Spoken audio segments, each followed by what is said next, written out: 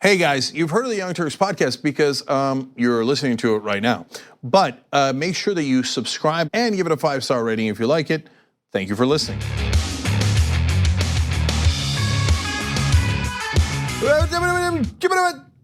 Young Turks.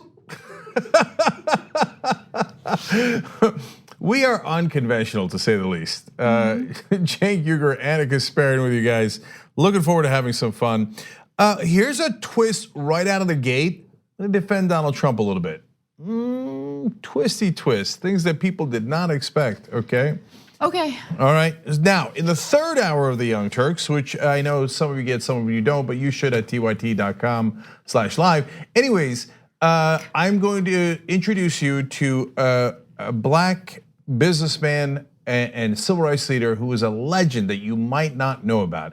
We're gonna talk to his granddaughter. It's an amazing story. You're gonna love that story. Okay, so that's fun for later in the program. And then Paul LePage, I mean, I got 1,000 stories. I make big ones, I make little ones, right? But with a wonderfully, deeply racist statement, which, I don't. It's not even veiled, it's just very. Not remotely veiled. Yeah. But I guarantee you that MAGA dudes will be like, no, but if like you say like you want to protect white power, does that really mean you're racist? Yeah, it kind of does. So anyway, we'll get to that a little bit later as well. Casper, we've got a lot of things. So I say we blast forward. Yes, we will blast forward. I want to make a note about something. So AOC gets a lot of credit for just being a fighter, and I think that it inspires a lot of women, and certainly inspires me, there's no question about it. But she inspires me when it comes to having the courage to wear hooped earrings on the show. Yes. So I've always loved hooped earrings, and sometimes if I have my hair down, I'll wear hooped earrings, but like today, I'm like, no, I'm gonna power bun it, and I'm gonna hoop earring it, and I'm gonna have a great time. So that happened. That happened. And nobody can take it back. Okay, you know what, I'll do one. She's a national treasure, like let's keep it real, in so many ways. When it comes to politics, when it comes to style, she's the best. Yeah, that's what a lot of people say about me when it comes to style. No, they don't. No one's ever said that to you when it comes to style, ever. Okay, we do have a story about AOC later too. She rocked it during the hearings. That's the one thing we left out yesterday, but it's super important. Ro Khanna-like moment. I mean, again, three just Democrats with the best moments. Yes. God, they're so good. And Jayapal introduced Medicare for All yesterday. Unfortunately, boy, she couldn't have picked a worse day. But it's a great bill, and I want to celebrate that too. And then finally, last thing, we had a lot of fun on Old School last night. Ben and I did. Talking about, yes, God, that was a good episode. That was one of the best Old Schools that I've heard. Like you guys talked about politics, but I love like the nonsense small talk that happens too. Yeah, the bruters. Okay. So if you remember, check out last night's Old School, and that's tyt.com/join, obviously, to become a member. And in Oman, and since we talked about Gene Simmons a little bit, Anna's prepared a wonderful post game today for the members. In the third hour of the show about Gene Simmons' disastrous 2002 interview on NPR. Yes. So it's a lot of fun, don't miss that. Okay, Anna, what's next? All right. Following Donald Trump's second summit with Kim Jong-un, this time in Vietnam, it was reported that their negotiations unfortunately fell apart and they have not reached a deal. Now it's unclear what will happen in the future, but here's what we know so far, according to reporting from the New York Times. Kim had offered to dismantle the North's most important nuclear facility if the United States lifted the harsh sanctions imposed on his nation, but would not commit to do the same for other elements of its weapons program. And so there are various facilities in North Korea that are currently producing these weapons. And so the United States argues, hey, if you want us to completely lift these sanctions, you have to completely denuclearize. And it appears that Kim Jong-un was unwilling to do that. Now, with that said, I want you to hear from Donald Trump, who did give a press conference on this in the early morning hours. Let's take a quick look. We spent pretty much all day with Kim Jong-un, who is, he's quite a guy and quite a character, and I think our relationship is very strong. But at this time, we had some options, and at this time we decided not to do any of the options, and we'll see where that goes. But it was It was a very interesting 2 days. And I think actually it was a very productive 2 days, but sometimes you have to walk. Okay, so we're gonna get to the substance of the negotiations in just a minute, or at least he is. I wanted to start off by showing you that portion of his press conference because that gives you a sense that things at least didn't end with a lot of tension and anger. That was my concern. So when the news first broke and I get the news notifications on my phone and I see that the negotiations completely fall through, I was scared that Trump, as temperamental as he is gonna leave ranting and raving, and it appears that he's not doing that. So that's good. Remember, we don't want things to become dangerous. We don't want tensions to escalate. It appears that's not happening, so that's good. Okay, so two things to look out for. One, I'm gonna defend Trump pretty decent amount in this story. So I'll get into it more as we get into the different details. I'm with Anna that, yeah, thanks God that at least things didn't literally go nuclear at the end. And both of those guys, not just Trump, but Kim Jong-un could melt down pretty quickly. They're both snowflakes. And I'm going to do a fun prediction for you guys. You know how fun that is. But it requires an additional thing that I can't control. So it's not a great prediction in that sense. I mean, all your other predictions are so good, so it sucks. You want to go ask Keith Abla how my predictions are? Okay. Okay. I mean, you might have to talk to him through his lawyer. Okay, but anyways. Fair, that's fair. Okay, so if anyone whispers in Trump's ear, like, hey, you can make an joke, like summit was unbelievable. He would love it, and he would definitely do it, and then do it 12 times over. Okay, but somebody's got to tell him because he's not creative enough to think of it on his own. Okay, so that's kind of a weird prediction. That's just fun. All right, let's get into substance. All right, so let's take a look at the next video. Again, this is from the same press conference. Was this mostly your decision, what message would you want to send Chairman Kim as he's listening to this press conference about the future and your relationship? Well, Sean, I don't want to say it was my decision because what purpose is that? I want to keep the relationship, and we will keep the relationship. We'll see what happens over the next period of time. But as you know, we got our hostages back. There's no more testing. And one of the things, importantly, that Chairman Kim promised me last night is regardless, he's not going to do testing of rockets and nuclear, not going to do testing. So, I trust him and I take him at his word. I hope that's true. Okay, so here comes part of the defense. So he's getting criticized on a couple of fronts here. First, they're saying, well, the talks fell through, so that is a loss for him. And the talks had gone well, that would be a victory for him. I can't stand that framing by the media, or so Jetta would say, I can't accept that. And the reason is you don't want to make it a political victory if he just gets some sort of artificial deal, because that incentivizes him to do a nonsense deal that doesn't necessarily benefit us. And that's what we were worried about last time, that it was a nonsense deal that had no specificity, but it was called a win for him. Now, don't do that, right? And if it's not a good deal, you should walk away. So I want him to get a deal, but our side was not comfortable with it. So I don't want to discourage him from talking to Kim Jong-un. I also don't want to discourage him from walking away if he has to walk away. And now the second thing he's getting criticized for there is that people are going, Sean Hannity accidentally got him to admit that it was not Trump who walked away, but perhaps Kim Jong-un. And look, the facts do seem to indicate that. Now, Trump said, I don't want to say it was me who walked away. Before that question, he said about 3 different times that it was him, okay? But I don't care, that's minor, okay? We got a lot of issues with Trump, don't get into minor stuff, okay?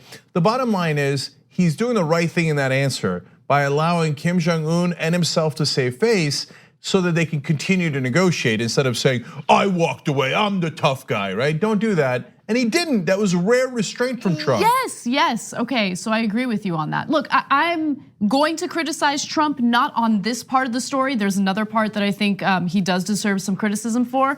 But remember, the very first summit led to us criticizing him pretty aggressively because he wanted to concede everything, like right from the get-go. And then he turned around and told the American people, you have no need to worry anymore. They're gonna denuclearize. I solved this entire problem. Obviously, I'm paraphrasing, but he put that tweet out.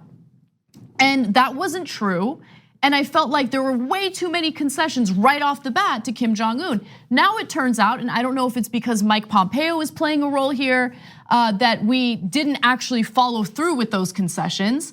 And more importantly, he handled the second summit as someone who appears to be somewhat competent and understands the gravity of this meeting. Yeah. And so you know how bombastic Trump is. Again, I was worried that it was gonna end either with Trump giving North Korea everything that they wanted without them having to really denuclearize, or Trump would get angry and use the temperamental part of his character to escalate tensions, and that did not happen. So that's good. Hopefully they continue negotiating. Yeah, I'm gonna add one more quick thing to that. Look, no matter how much we can't stand Donald Trump or Kim Jong-un, we have to be fair. And so in this case, it would be unfair to say, well, if you gave him a sweetheart deal that didn't get us anything, that's bad. And if you draw the line and don't give him everything he wants, that's also bad. No, you gotta make up your mind, right? So I want him to talk. Last time it had no specifics and it was just for a political quote unquote win, which I can't stand. This time he put aside the political win to actually walk away when he thought we didn't have a good enough deal. You have to reward that. And I also want to do likewise for Kim Jong-un, who is bold to have a haircut like that, and no one gives him credit. I mean, that's a very unique haircut. I don't know almost anyone else in the world that has it. And he was willing to walk away from traditional haircuts to do that instead. That is pretty bold. Okay. Okay.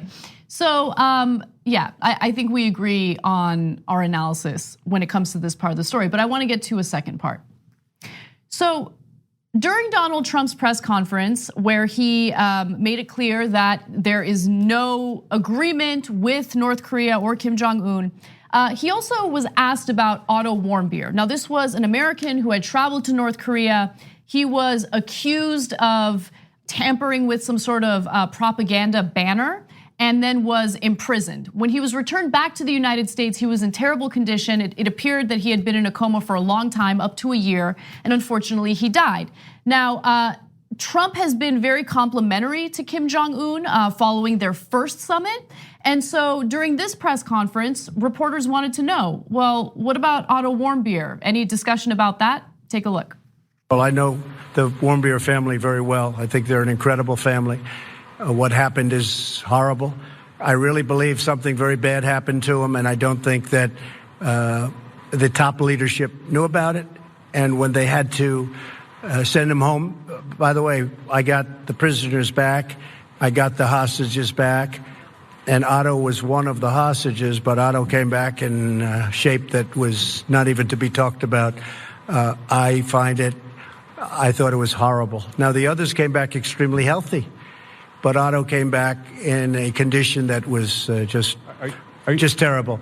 And I did speak about it, and I don't believe that he would have allowed that to happen. It just wasn't to his advantage to allow that to happen. Those prisons are rough. They're rough places, and bad things happened. But I really don't believe that he was. I don't believe he knew about it. Did he tell you that he did not? Did Kim Jong-un tell you? He felt badly about it.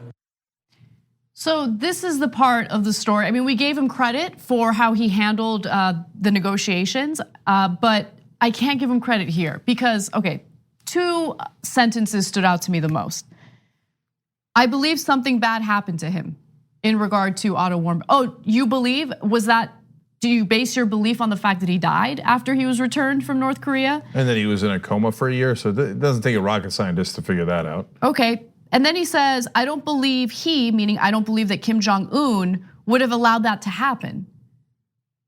How many people have died under Kim Jong-un's watch? I mean, do you not know that there are horrible, horrible crimes against humanity happening in North Korea right now as we speak? Yeah, so we've lowered the bar for Trump so low that when he doesn't trip over his own feet and do a face plant, we're like, okay, all right. So that's why I think my interpretation of this is just a little bit different than yours in that I don't think he's capable of doing nuance. So if it was Obama or an intelligent president, they would walk the line between not insulting Kim Jong-un too much to keep the talks alive, while not saying, oh, I believe the dictator. He would never do that. Of course he would do that. That's a ridiculous thing to say. And he's done it, in fact, hundreds of thousands of times, arguably millions of times. They have concentration camps for their citizens in North Korea. But that's a tough line to walk, where you don't want to insult Kim Jong-un too much because of the really important and sensitive negotiations. But you also don't want to let him off the hook for how they treated a US citizen who wound up dying. Trump's just not capable of walking that line. He doesn't even know that line exists. So he's always all in. So in this case, that was him walking the line, actually. He was not all in, he was like 80% in, which is as good as he can do, where he was like, no, Kim Jong-un, I believe him, right? Okay, there's another video that I want to get to. Same press conference. Again, this is on the topic of Otto Warmbier. Take a look. I did speak to him. He felt very badly, but he knew the case very well, but he knew it later. And, you got a lot of people, a big country, a lot of people. And in those prisons and those camps, you have a lot of people.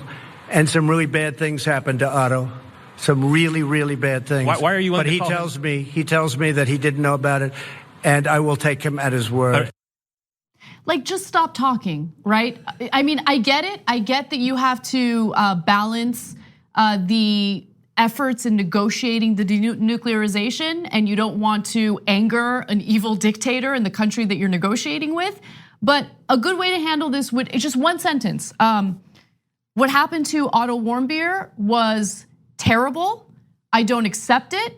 And there are, real human rights issues at play here.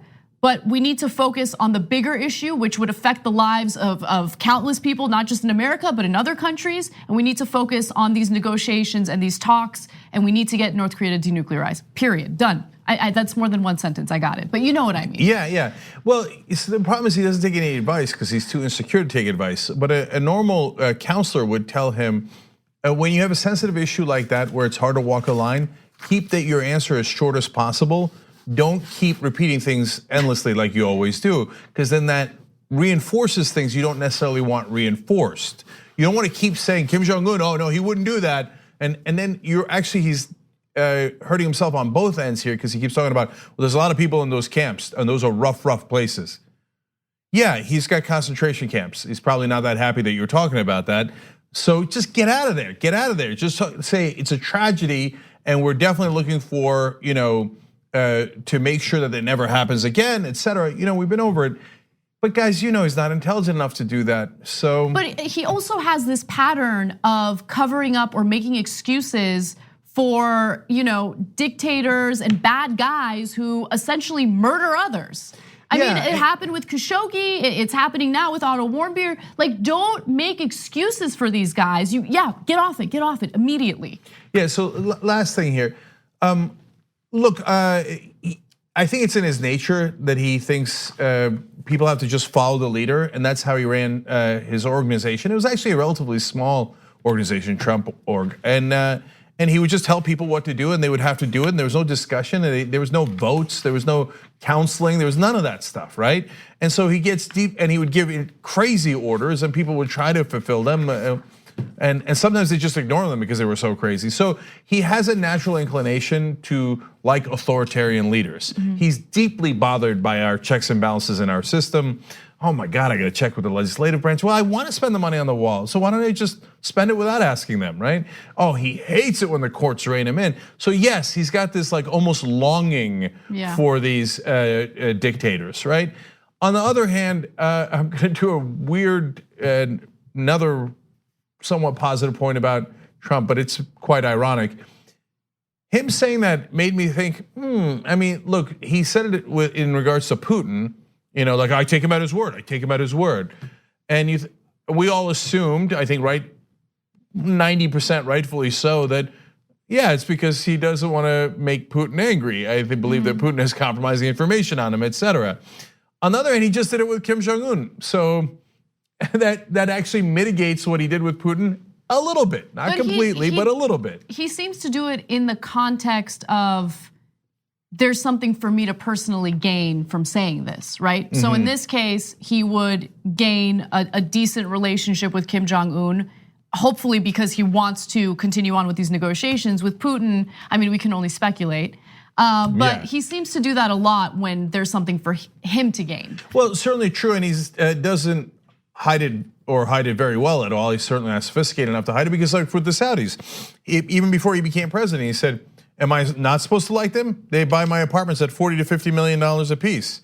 He's like, of course I like them. So, but they're like, but later, then he's president, they're like, but they chop people up. He's like, yeah, I know, but they're buying weapons from us, so I like them. I got that sentence in before this sneeze. I feel good about it. All right. Okay. We do a live show, everybody. We do a live show. Okay. Yeah. I'm done with this story. Okay, me too. So we have a fun video to share with our audience, right? Oh yeah.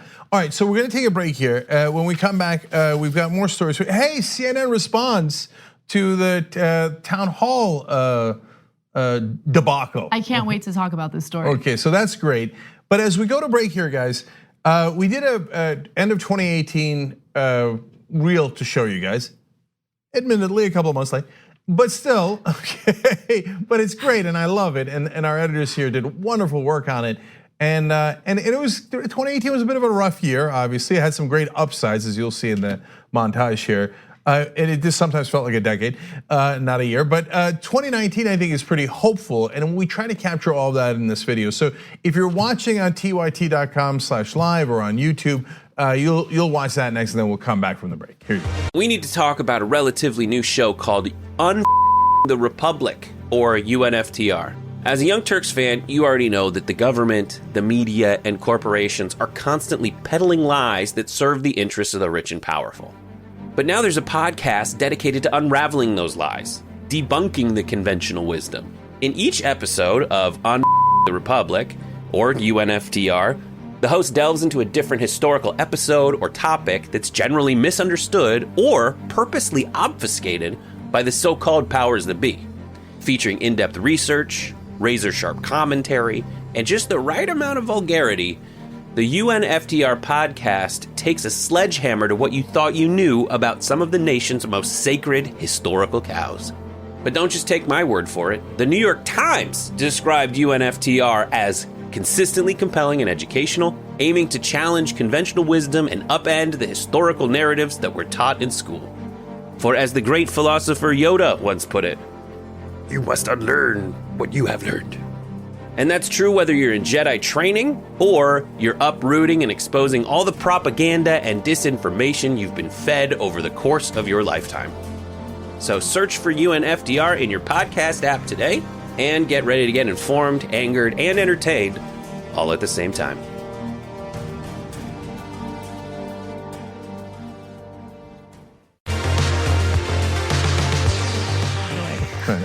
All right, back in the Young Turks. All right, Cenk and Anna with you guys. Let me tell you a bunch of programming notes. First off, Bernie is going to be in Brooklyn, and we're going to cover it. It's this Saturday. It's at Brooklyn College. Yeah, if you're in that neck of the woods, you can go check it out yourself too. And our own Emma Vigeland will be there, and we will be broadcasting it starting at 11:30 a.m. Eastern on Saturday at facebook.com/rebelhq. Remember, whenever there's a progressive event, facebook.com/rebelhq, okay? Now, we also have a random 20% off sale on shoptyt.com. Stated reason, none, just super random. It's a flash sale over in the blink of an eye. It'll be over at midnight Pacific tonight, but you gotta go to tyt.com/notice, okay? And it's for members only, that's why. Members can get the special way of buying it. I don't even know how that works, but bless your heart. Go to tyt.com/notice if you're a member, and you're gonna get 20% off of anything at shoptyt.com. Real quick, Brooke Thomas says something that I love, and I've adopted it in my own language, I guess. She said whenever she likes something, she says, "I'm here for it." So like, I'm here for it. I like that. I love flash sales. Flash sales are the worst. Are the best. I'm here for it. I don't know why I said worst. They're the best. Okay. All right, that makes sense. I liked what Adrienne Lawrence said yesterday in the coverage. She was making a similar point about how Like they keep saying Cohen's a criminal and a liar while not pointing out that he worked for Donald Trump, who hired him for that reason. And she said, criminals run with other criminals. And that's so true, and it's stuck in my head. All right, one more note, Aspiration, wonderful sponsor for us. They'd like to remind you that it's almost March, and are you keeping your New Year's resolution to do right? Good question. One way to do that is to put your money in a progressive financial institution, so it never goes to oil companies, gun companies, et cetera. We're gonna get a story about guns a little bit later in the program. Right now, if you're at a normal bank, that's where your money is. Not all of it, of course, but some percentage of it, and that doesn't make people feel good. So, and you can set your own rates at Aspiration, and they give away 10% to charity as well. So go to aspiration.com/TYT and check that out. Perfect kind of progressive partner for us, okay? Just 2 tweets here, or comments from the member section. Kamala Harris is a cop, writes in, come on. That never gets old. It never gets old. Okay, come on, that would be like blaming Trump for every time an innocent black person is shot. You can't assume that Kim Jong-un is directly responsible. Interesting point of view. I just wanted to throw that out there because it's a little different, okay?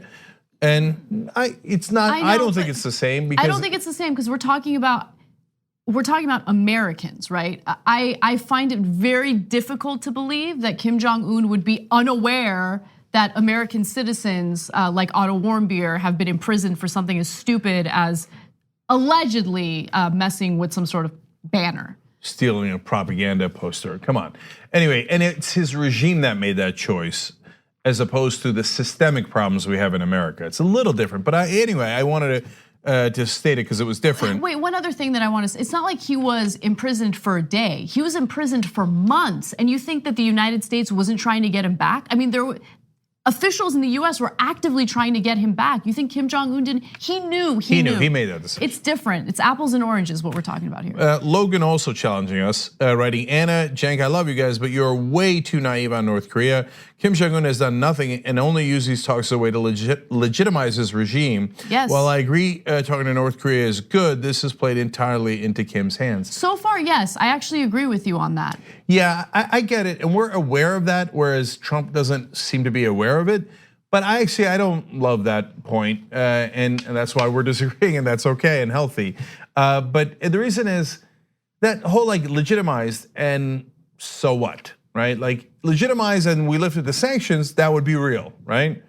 Would Kim Jong-un and Trump took a picture together? I know he uses it for propaganda at home. I'm aware of that. But under that ideology, we'd never talk to our enemies. Oh, you don't want to legitimize the Grand Ayatollah, so we can't do peace with them. Not buying. I have a far bigger problem with legitimizing evildoers like the Saudis without having any demands of them, right? I mean, there are no demands. We're not asking them to change their behavior or to, maybe treat people better. We're not doing any of that. No, to be fair, there are demands, Anna. Like what? That they work with our oil companies so they can make incredible profits, and they work with our defense contractors so they can make incredible profits, and they keep working with Trump organizations so he can make incredible profits. Yeah. So for the American people, squat. But that's a lot of money for a lot of powerful people. And so if you make that much money for the people at the top in America, apparently you can literally chop anyone up. Okay, so all right, let's go on to kind of good news. Yes. Earlier this week, there was a lot of criticism, including criticism on this show, in regard to how CNN identified the participants of the Bernie Sanders town hall. Now, they identified various people who asked questions as mother of two or community organizer, but upon further research, you'd find that these people actually have political careers, and the audience should know about that. Now, it wasn't a criticism about the questions asked, the questions were good, but of course, the audience deserves to know the backgrounds of the people asking the questions so you understand whether or not there might be a conflict of interest or something like that.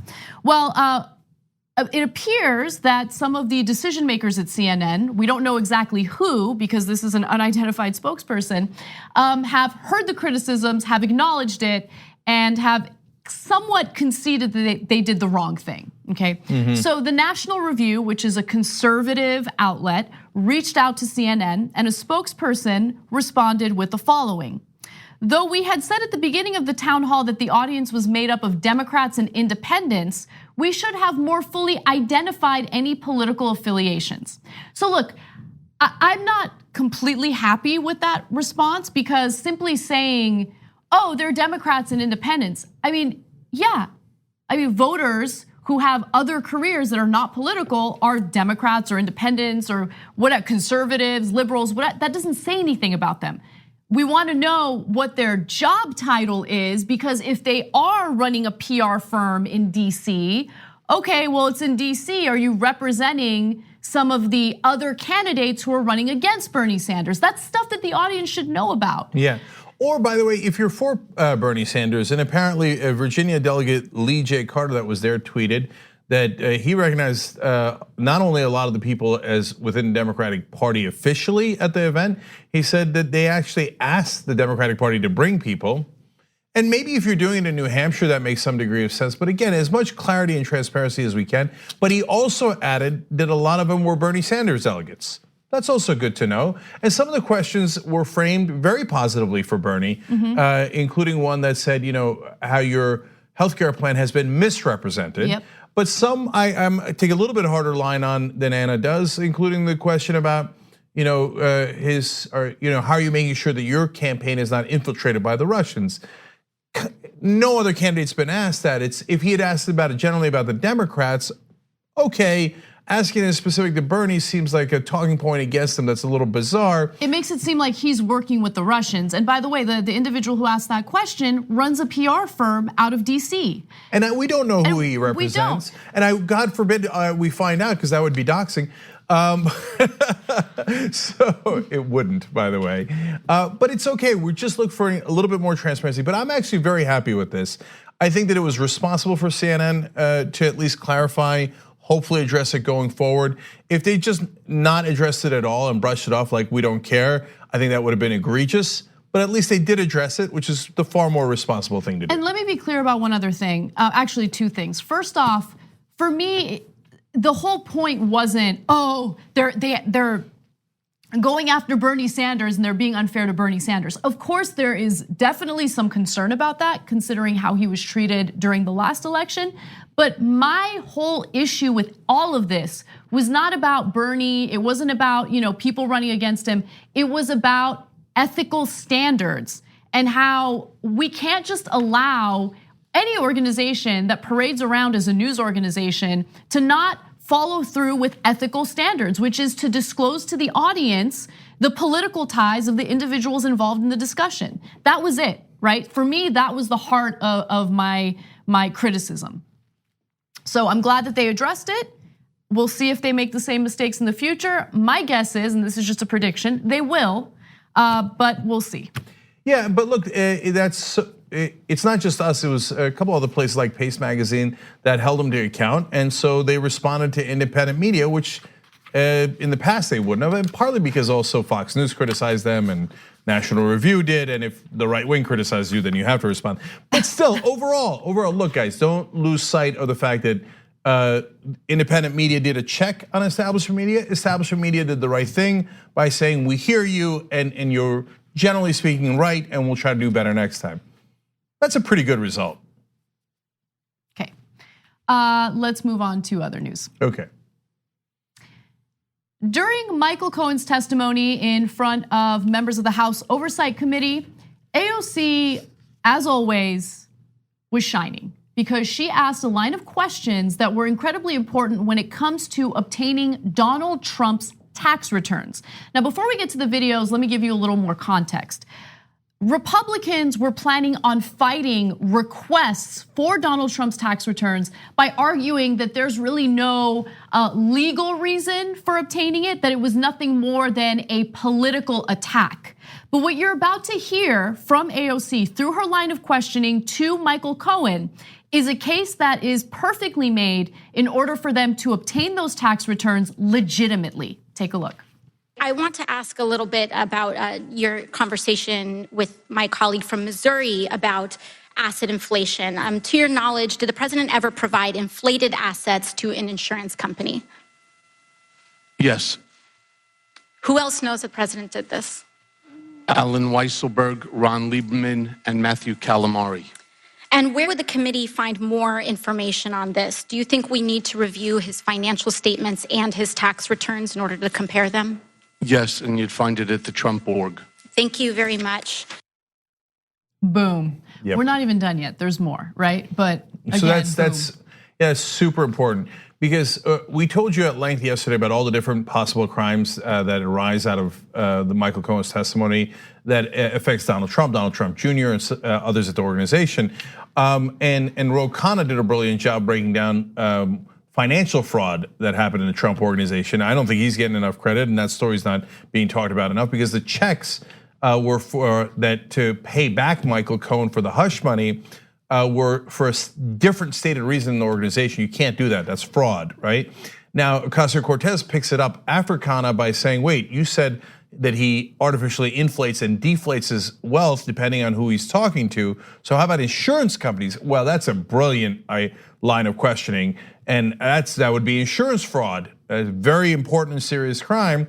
And Michael Cohen said, oh yeah, we were doing that. And would that be in his tax returns? Yes, it would. And it'd be at the other papers of the Trump organization. And so that would be crimes that not just at the federal level, but it could also be at the state level if you're doing it in the state of New York. So, big trouble for the Trump team. So let's give you a little more of AOC's questions. To your knowledge, was the president interested in reducing his local real estate bills, tax bills? Yes. And how did he do that? What you do is you deflate the value of the asset, and then you put in a request to the tax department for a deduction.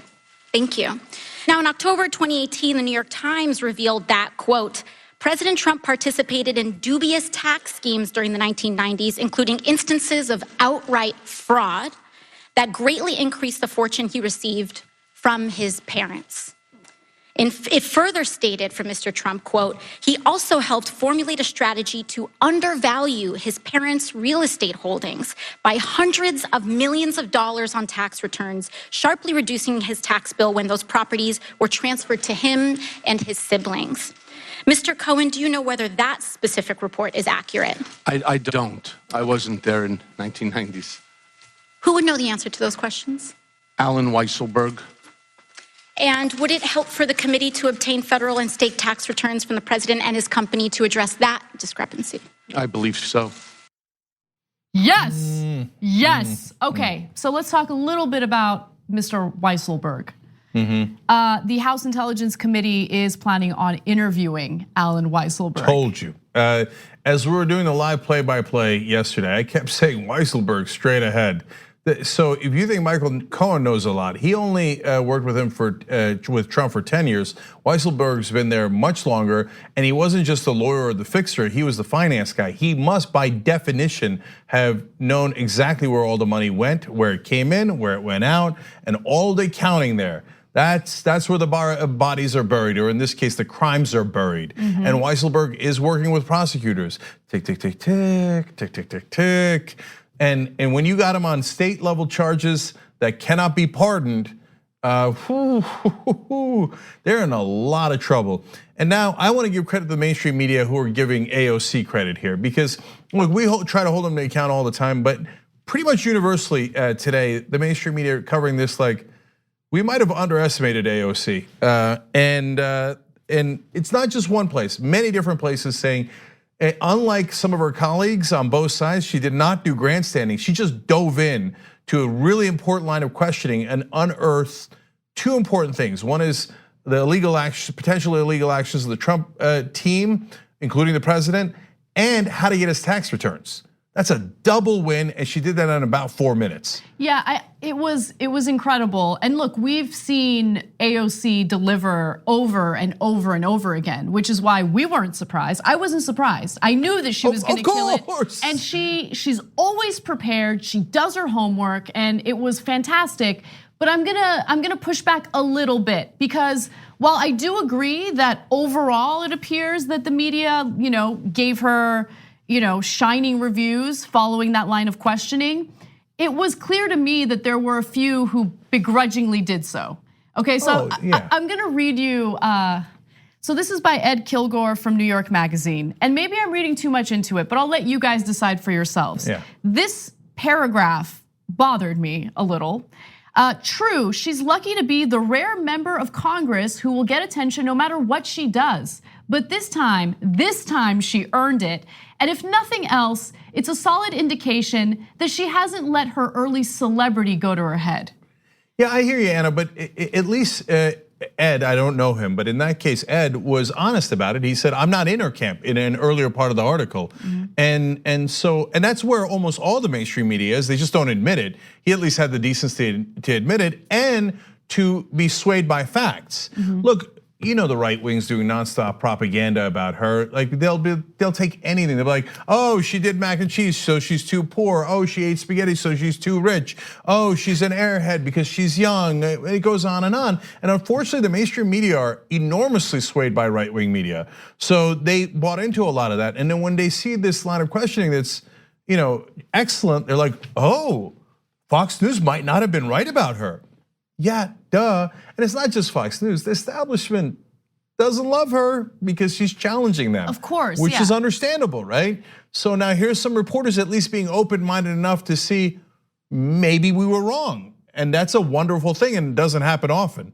Sure, okay, fine. I don't like the condescending tone and this notion that, she gets all this attention for no reason. No, she gets attention because she challenges the status quo. She does what other elected leaders throughout our nation's history, for the most part, have been refusing to do, especially in the last few decades. And so she's getting attention for that. It's not like she's just some rando who just got elected into Congress and she's not doing anything special, but for some reason everyone's paying attention to her. Yeah, that's a great criticism, Anna, because they make it seem as if it's superficial. Right. When it's no, the reason that she is followed by so many people on Twitter, et cetera, is because she has struck a chord. And so you should be thinking about, why does she strike that chord? Why is she so popular?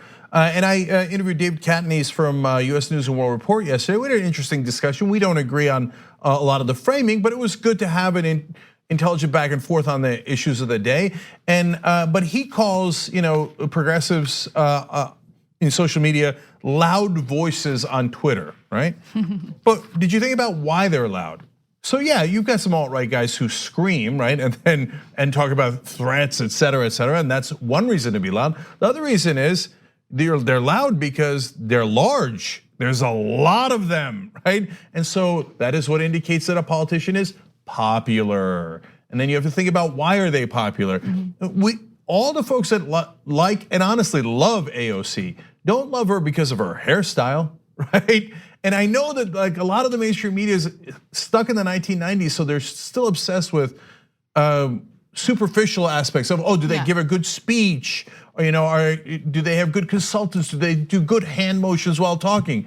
No, this new generation grew up on the internet. They actually care about substance. They like someone not based on any of that. Think about it, just last thing on this, think about it, guys. That same cohort loves Bernie Sanders and Ocasio-Cortez. Two people on their physical attributes, right, could not be more different. They're the exact opposite, right? Very true, yes. So why do they love both of them? Because they love their policies and they love how authentic they are. That's the lesson to learn here. Right, and her fire style is just the cherry on top. So just keeping it real.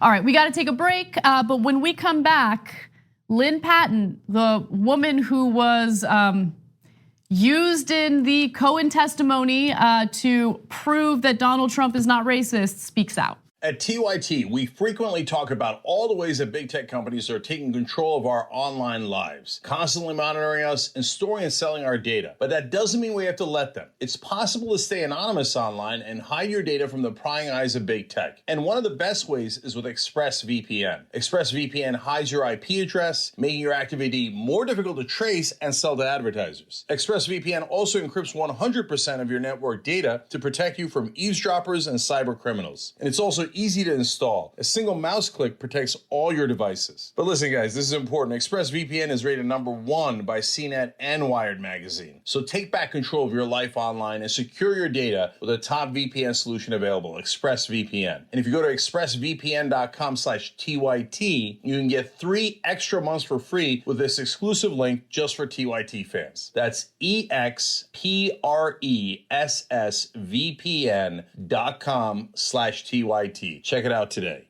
We hope you're enjoying this free clip from the Young Turks. If you want to get the whole show and more exclusive content while supporting independent media, become a member at tyt.com/join today. In the meantime, enjoy this free segment. All right, back on the Young Turks. We forgot to tell you guys this is members only. Just this segment, okay? But you're all members if you're watching this, so God bless. Let's go forward. A couple of comments here. Meg writes in, AOC makes me proud every day. Maybe I'll write to her and tell her. Sure, why not? Do that. Cole says, I'm with you, Anna. CNN is completely not news. 0. Okay, 0. Okay, burn. Old Turk says, after Cohen questioning yesterday, I'm thinking of calling AOC president after next AOC. Hold. Just everybody bring it down, okay? I would love that, but bring it down. It's a long time away, okay? Because it's, chickens should never be counted before they hatch, okay? So anyways, but it's wonderful that you guys love her. I love that. Let's keep supporting her and all the other progressives to make sure we get policy wins, okay? Old Punk 721 on Twitter says, this is why I love TYT. They just read a tweet that was critical of them. What other news source does that?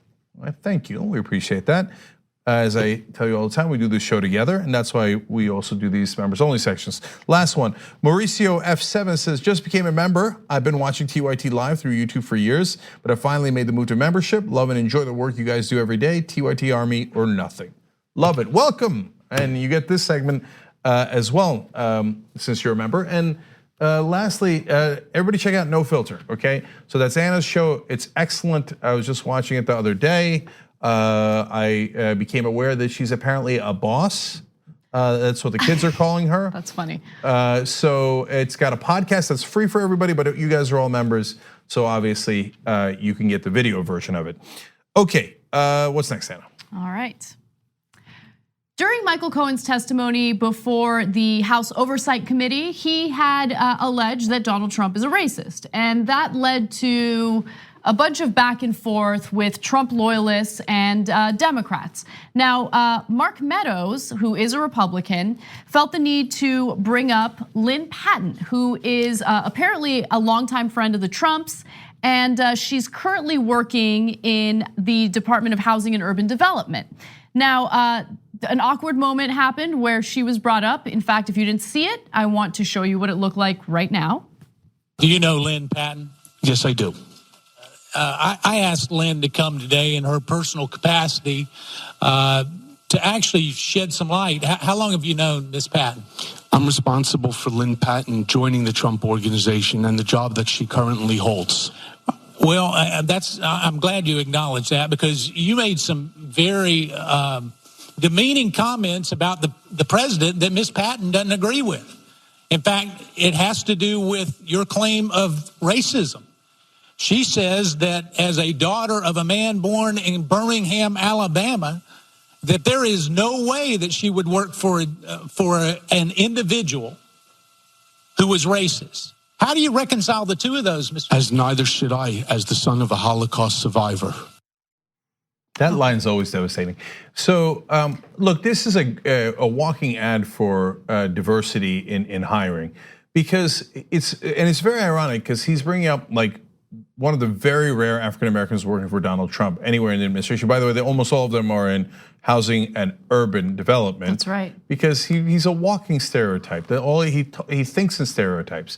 Anyway, but if he had any African Americans on his staff, Mark Meadows did, and I don't know if he's got any at all, but obviously they didn't counsel him, because if he has any, because he would then know that at a bare minimum, this is very racially insensitive to bring up an African American person, but not let them talk and talk for them. You see this prop over here? Now I'm gonna tell you what she thinks. This white guy is gonna tell you what this black person thinks. Right. I mean, again, bare minimum, deeply racially insensitive. But I think that the reason he was flipped out by Tlaib calling it racist is because, like, he doesn't even know that, because he doesn't know a lot of black people. I know he says he has black people of color that are nephews and nieces, but they should tell him, hey, Unc, okay, that's not cool.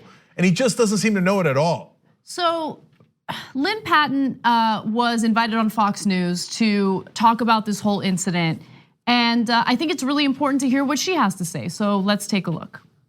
I said it before and I'll say it again. The president does not see color, race, creed, religion.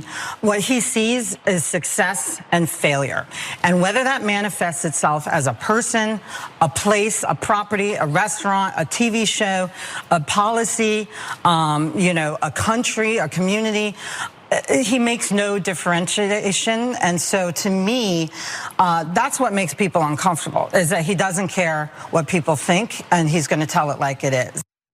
Okay, so she alleges that Donald Trump doesn't see color, but if you know anything about Donald Trump, I'm sure you'd beg to differ. Take a look.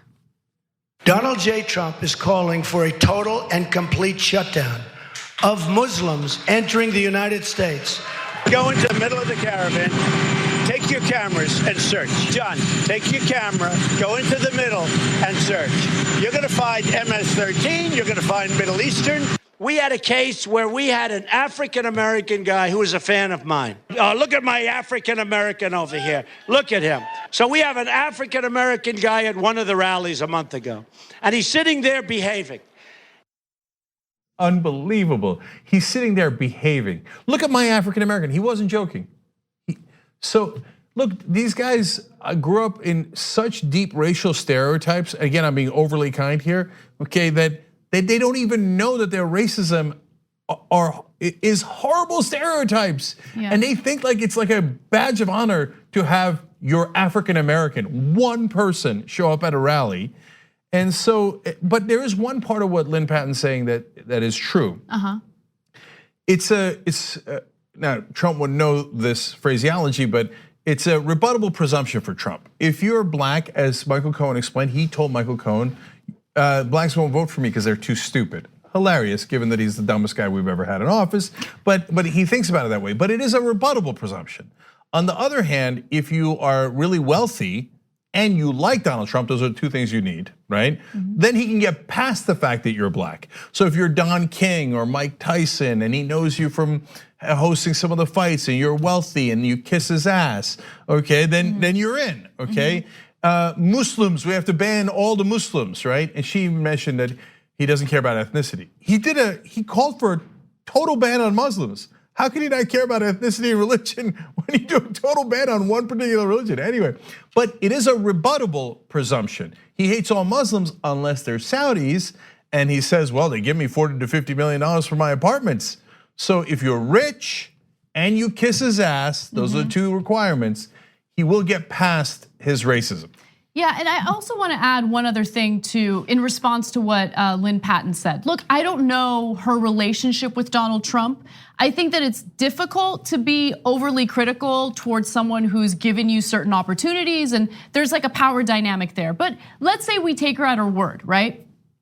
One thing that I try to think about it as, okay, well, how would I feel if I were in her shoes? First of all, I wouldn't like to be included in the testimony in the way that she was, but that's just me. She seemed to, be in favor of that. She agreed to be there. But I also thought about how, when people were attacking you, Cenk, and trying to make it seem as though you're like this terrible misogynistic guy, people would put words in my mouth about how I feel about you, right? And in fact, when reporters, when these people writing hit pieces on you reached out to me to ask me how I feel about the environment here and how I feel about you, considering I'm a woman, and I gave them exactly how I felt. It was never published. My views never published, and I hated people speaking for me. How is that for irony? Because they say, well, and it was an alt-right attack, so you know where it's coming from, total nonsense, right? But they're like, okay, the alt-right says that Cenk Uygur is sexist. What do you think about that? And you just state your opinion. Well, I don't want to hear your opinion, so I'm not gonna write that, I'm gonna write something else. Yeah. Well, wouldn't that be sexist? To ignore you asked, she's certainly the most important women on air. We've got a lot of important women here, our head of programming, et cetera. But you asked, and then if you ignore it, then apparently you didn't care.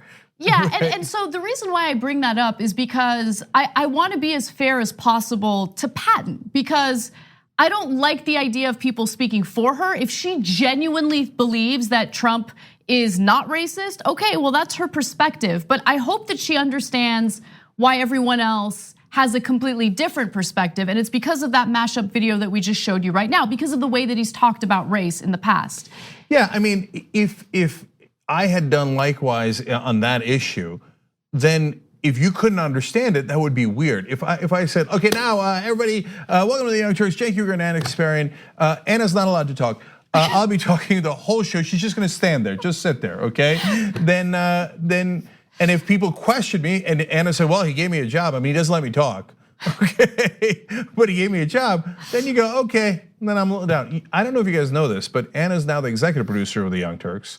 So she actually decides what's on the show. I do. Okay, so watch out, okay. I've come a long way, okay. And then the final point I wanna make about this story is the statement, I don't see race.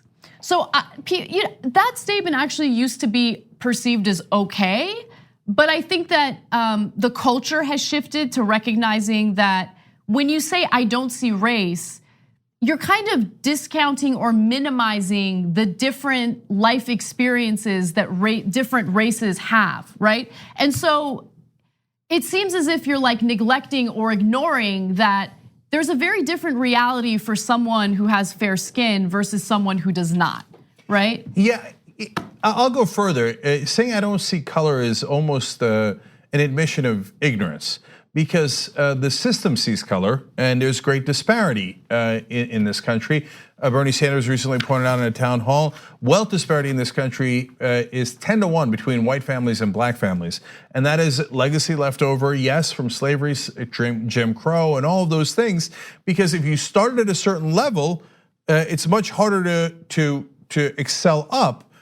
You have to overcome those obstacles. We're not saying you can't overcome those obstacles, but that's a reality for a group of Americans. And if you say, no, I don't see it, well, that's not fair not to see it. That institutional disadvantage that people have. And then there's the statistics about crime that we tell you about all the time, where I give you the most common one, marijuana smoked at the same rate for whites and blacks, but blacks get arrested at 3 to 4 times the rate. Well, if you say I don't see color, well, then you're saying I don't see the problem. Right. The problem exists, you're just choosing not to see it, and hence not addressing it. That doesn't help the situation. Yeah, and I think some people do acknowledge the differences and the different experiences and the fact that discrimination exists, but they say it in a way to make it clear that, hey, I don't discriminate based on. So like, I think sometimes people get a lot of like harsh criticism when they use that sentence when they don't mean any ill will by it. But I'm just kind of bringing this up because I think a lot of well-meaning people use that phrase without understanding that for some, the way it's perceived is, yeah, you're being ignorant to what we're going through. Yeah, and guys, as progressives, we got to do nuance. Yeah. So if you see someone who's genuinely trying to say like, hey, to me, your race doesn't matter, I'm going to treat you fairly, equally either way, you have to be able to distinguish that from some right-winger coming up going, I don't see color, I don't see any problems, right? Yeah. That's two totally different things. Exactly, yeah. Okay, so let's move on to something completely different. The issue of the Electoral College and what some states are doing about it. Various states have realized that, hey, you know what? If you really want a democracy, you should probably ensure that the person that most Americans vote for becomes the president of the United States.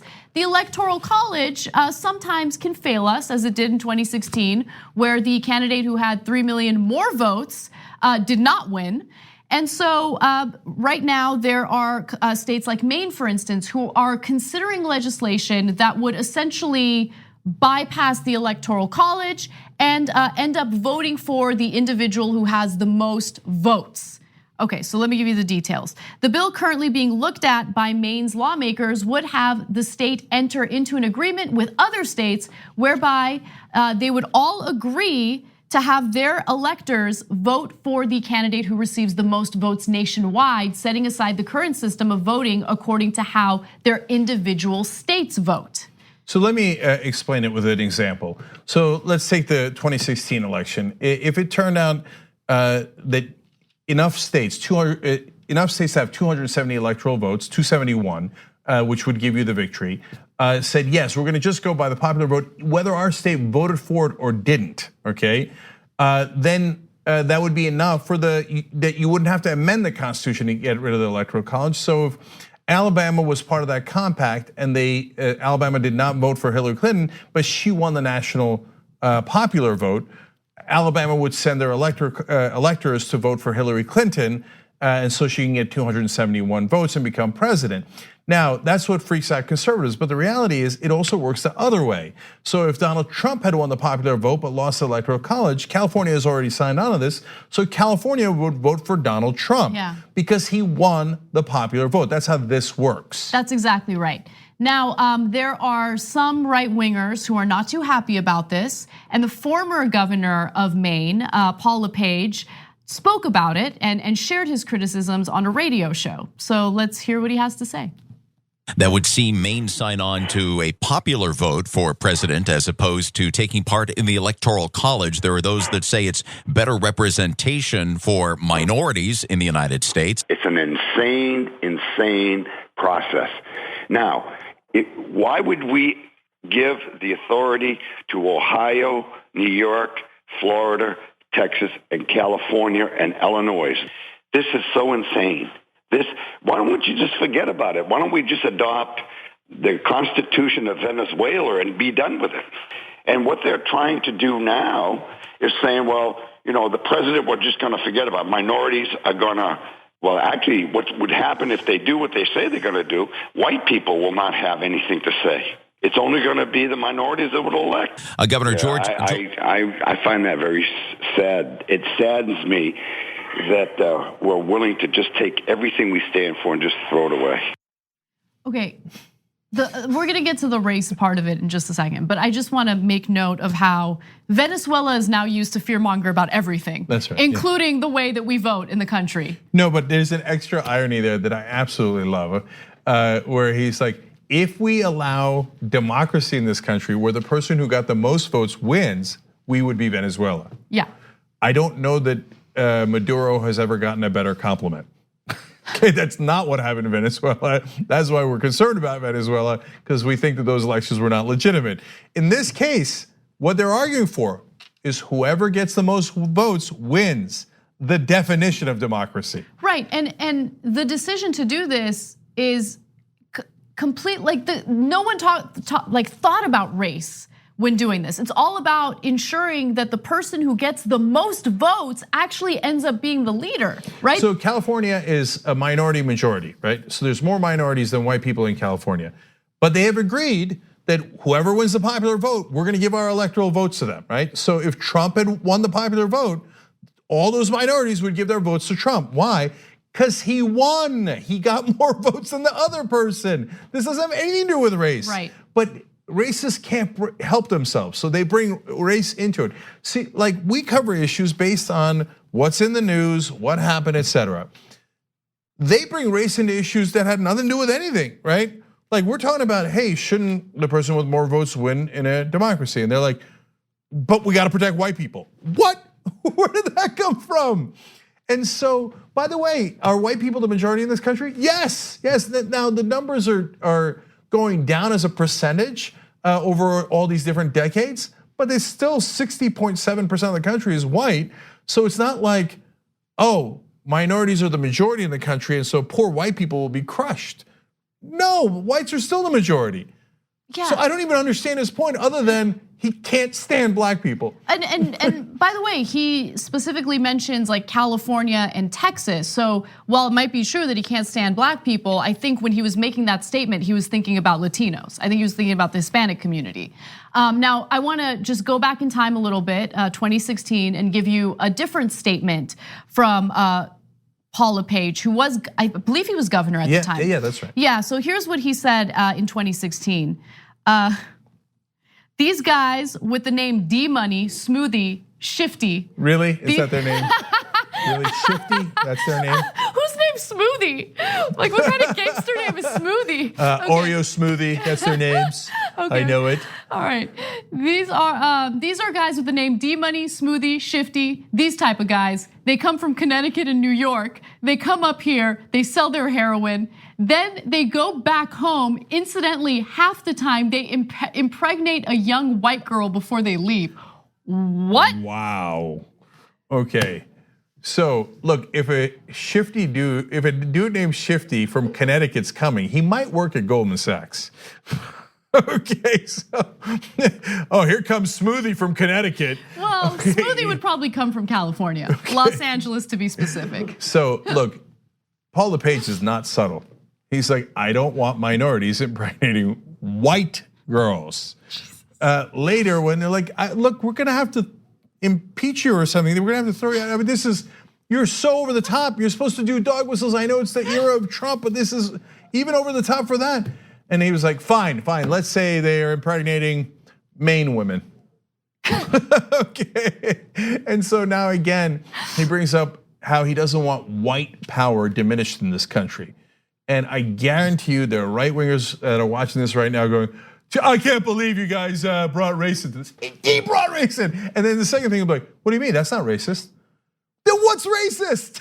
Like if you say, I want to protect white power over minorities, that's about as close to the definition of racist as you can get. And it is interesting because he also spoke out against this idea because he's like, then states like California, Texas, and Florida would have more of a say. And the reason why they'd have more of a say is because they're populated. They're more populated than certain states in the middle of the country.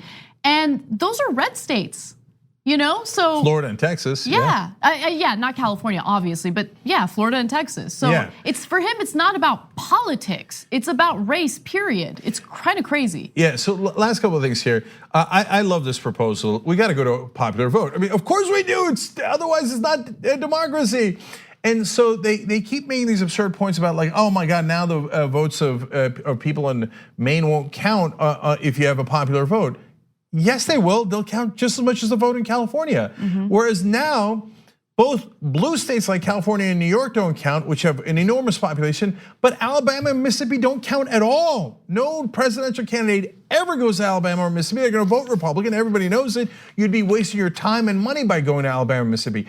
If you went to a popular vote, well, a vote in Alabama counts just as much a vote as a vote in California. Exactly. So their argument makes no logical sense at all. There's only two reasons. Okay, the whole battleground state thing, which drives me nuts. Like, oh my God, New Hampshire isn't gonna matter as much anymore.